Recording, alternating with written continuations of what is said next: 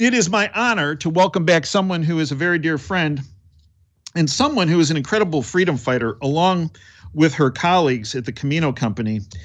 They have kept you out of harm's way financially, economically, and have built a, if you will, a lifeboat for you based on the recommendations and the information they provide on sound money, real money, not this paper fiat that has no backing. Adriana Reed has been with the Camino Company, CaminoCompany.com, by the way, folks, Camino Company since 2011 as a trader. She is one of the principals in the Camino Company, and folks, is one of the most honest and knowledgeable people that you can ever come across in the precious metals arena. It's my honor to welcome back my friend, Adriana Reed. Adriana, welcome back to the Operation Freedom platform. Thanks for having me again, Dave. Well, Adriana, let's take a little assessment here. Everybody's been saying, well, the economy's doing great. Okay. Well, on Friday, the January payrolls report was issued through the Department of Labor. It was anticipated that over 105,000 jobs were going to be created in the month of January. And it turns out that that number came in less than half of that, at 49,000. Of those 49,000 jobs created, 43,000 were created within the government. Only 6,000 were created in the private sector. In addition, they revised the job number down by 72,000 from November and revised down the December number to another 87,000 jobs less. Adriana, tell me if I'm wrong, but to me, this is not indicative of an economy that is robust and growing, yet it appears the solution of Biden is to create another $1.9 trillion in debt, the big chunk of which is going to go internationally for COVID relief. Your take? Anytime that we go into a printing period, I'm against it. The Federal Reserve is really actually an enemy to the American people. The way they print money, they put us deeper into debt, and it does turn around, and then it adds to taxation in order to kind of balance their books based off of what they're doing.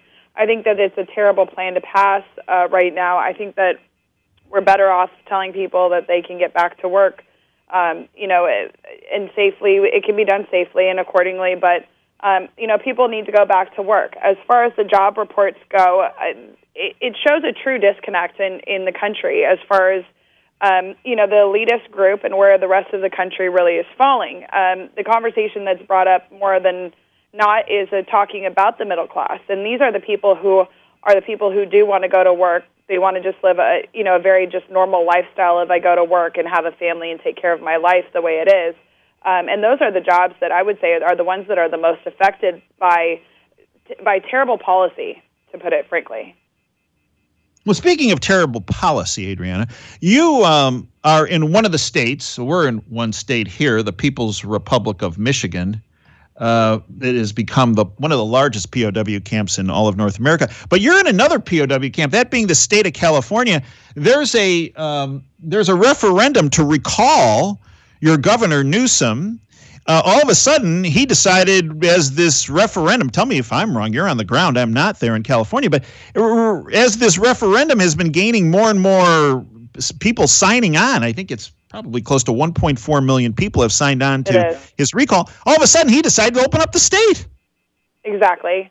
Honestly, I think, if anything, it really shows what the American people are capable of. When you push back on a politician and force them into a corner, more often than not, politicians are putting us into the corner and telling us what we can and can't do. We had the recall it is true, it's at 1.4 million. And then we also have lawsuits against the governor and the counties for keeping people shut down.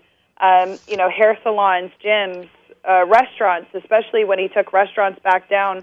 Restaurants are spending $10,000, $20,000 to build outdoor dining places that were told, a week later that they couldn't even use that. So, that picked up steam with the restaurants. And really, when you get enough people pushing back, which is exactly what America is about, when you have bad policy, that you need to hold politicians accountable, and that's what we did, and that's why we got to open our state back up at a much faster rate than we would have before. I mean, I dropped my daughter off for the first time at school on Thursday after basically 365 days that she didn't attend to school.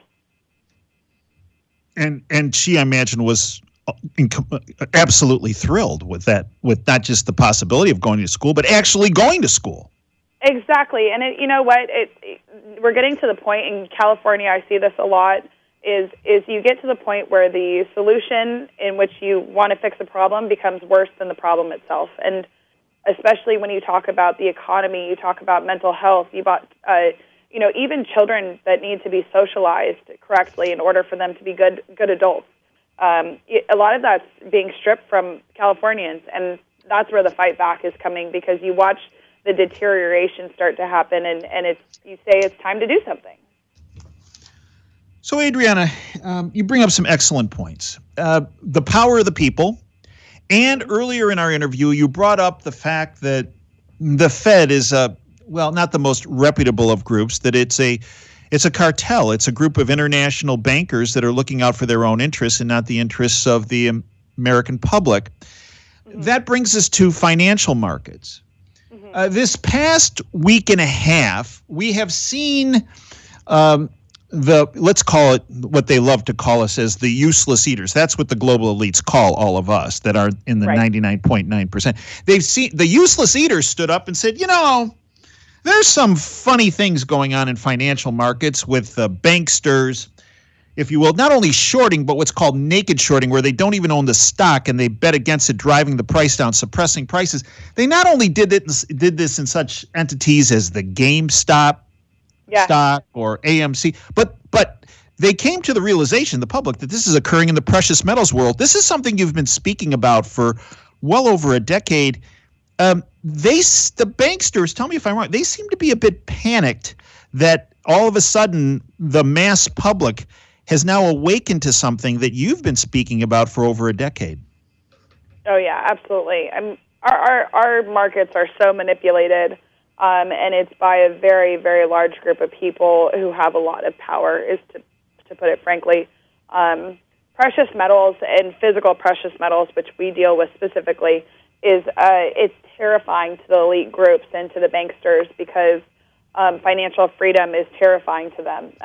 When they put everybody in debt, they own you. There's no other way to put it. So precious metals, it really scares people, and the potential for it to go out the roof during recession, and also as inflation picks up. I mean, projected inflation right now, they were putting at 3-4%, but in reality, I put it at probably 9 to 10%. There's all these false allegations of what is really going on. So, shorting our markets, this is not new. You and I have talked about this on the show for the past 10 years of if precious metals were put to where they're really supposed to be, what would it really look like?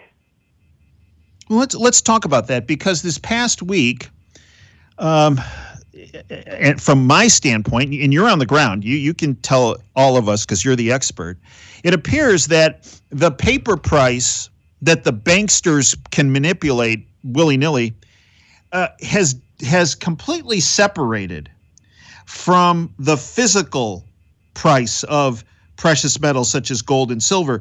And I say that, and you can tell me if I'm wrong, because right now, when the price started to go up, a lot of people jumped on it. And then when the banksters hit the paper price, the physical price actually stayed very solid, and in fact is running a significant premium. Where are we now with supply in the precious metals market, with silver and gold, Adriana? And how does this compare with, for example, in 2008, where there was a significant supply chain shortage of precious metals? Yeah. So we're running kind of in probably in a more extreme scenario of 2008. I find that the precious metals are much harder to get a hold of at this point in time. It's kind of a perfect storm. We have entered into a bull market of precious metals, in my opinion, and it hasn't even taken off to its fullest capacity. You have the mints, and everybody are not functioning at their fullest capacity in order to meet the supply that's needed for the demand. So we're looking at anywhere between back to 6 to 8 weeks delay on metals, and some items I'm not even selling because the supply is just too difficult at this point. This is one of the other things that drives the premium up. So we're also back to seeing significant premiums like we did back in March and April of 2020 when we first went into lockdown and the economy was hit. We're running into the same scenario. So where are we with premiums in gold and silver right now, Adriana? So right now you're looking at items ranging from $5 to $10 over spot, which as you know is a huge number when we're talking about silver. And then gold, we're experiencing an increase of about 1 to 2% on the gold. I am finding that silver seems to be more the conversation of people's purchase, and as well as kind of this driven premium prices up because of the demand on silver. Gold is right behind it, I would say. Scenario exactly, I would say. They're not as parallel as they used to be. Now, folks, we're speaking with Adriana Reed from the Camino Company, Camino, C-A-M-I-N-O, CaminoCompany.com. Adriana, some folks that are, if you will, playing on the bankster side were saying, well, with this increase in price on physical, Joe Consumer was selling silver and gold at the wholesale at the retail level at a very high rate. Were there a lot of people coming to you and selling their gold and silver this past week and a half, 2 weeks? So no. And that's one of the comments that I would definitely think is important. I think that there's much more people aware of the financial situation that we're currently in. And one of the things that I say is America is still kind of in a medically induced coma. So the economy, the effects of the decisions and ramifications from the choices in 2020 with lockdowns, I don't believe they've even shown.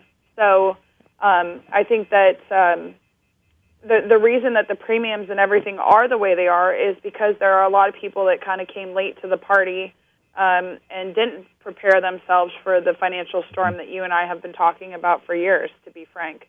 So it's really on a basis of get what you can at this point. So let's talk about get what you can. In particular, let's focus on silver. Right now, Adriana, what's the most easily obtained or the biggest bang for the buck that you would suggest if folks said, I've been waiting and I waited too long and now I got to get, where should folks be looking at in silver? So you and I have talked about it a lot. The 90% silver, or also referred to as the junk silver, it's pre-1965 halves, quarters, and dimes. And it actually is running a low premium right now on my sell price. And so you get the most bang for your buck when it comes to silver. In essence, you're saving anywhere between $4 to $5 an ounce just based off of premiums alone, which is such a huge spread that I'm recommending a lot of the 90% silver to people, because the other concern that I do have, and I have always felt this way, is that at some point America will have to come to a crossroad of what the dollar devaluation by all of the printing that we've done, what that is going to look like as we switch into a new currency, or if we default, or even if it drops significantly, that you would have silver pieces that you could use in essence if that day were to come and things were not as clearly laid out as they should have been. Let's clarify this a little bit, because to new listeners of our show, and even some folks that have listened over an extended period of time, you mentioned pre-1964-65 coinage was 90% silver, correct? Yes, it was, yes. So people are saying, wait a minute, I'm looking at a 2020 dime here, a 2020 quarter, a 2020 half dollar. You mean it looks like silver? You mean to tell me that's not silver? That's what you're saying, isn't it? Exactly, yes, it's not. So one way in which they devalue the money, right? So folks go back to ancient Rome and they go, well, in Rome, they were like cutting the coins so they got actually smaller. Yeah. And that was the way they kind of chinched when the prices when inflation and things. well, this is just rather than cutting the coin, they just fill it with whatever, tin, whatever they want to fill it with, and they leave the most expensive aspect of it, silver, out. And that's the modern day equivalent of shaving coins, which they did in ancient Rome. Exactly. It's very much the same thing. We also saw it in 1933 when gold was taken off of the markets as far as the currency and switching over to paper currency at that point in time. So when folks hear 90% silver, you mentioned it's also called junk silver. Many people say, well, I want to buy silver. I don't want to buy junk. By way of clarification, educate our listeners on what the term junk is in the precious metals world, because it's not junk. Yeah, so because the currency was made with 90% silver in it, it was out and about. So it's all circulated coins. So what you're going to see is if you did touch it after a long period of time, you'll start to see a residue on your fingers, and that's kind of where it gets its name junk. But in my opinion, there's nothing junk about it. Folks, we're speaking with Adriana Reed from the Camino Company, CAMINO, CaminoCompany.com. Adriana, over the past week, you've been on the phone a lot with folks, because when folks call, they can not only place an order, but they can ask you about information and the like. What's the most prevalent question you've had over the past week? I think a lot of people are asking kind of what's going to happen in the short term. In the next week or two, they want to kind of have that projected opinion from somebody who's on the ground. And my main response to this is that in the short term, we can't predict where things are going to go, and there's a lot of volatility right now. But I think that in the long term of things, that having physical metals in a portfolio, it can really save you from a lot of downfall, in my personal opinion. You know, the other thing it did, and my dad taught me this, was that by holding physical precious metals, not paper precious metals, physical precious metals, you'll sleep better at night. And I actually never quite understood that until I started to accumulate physical precious metals.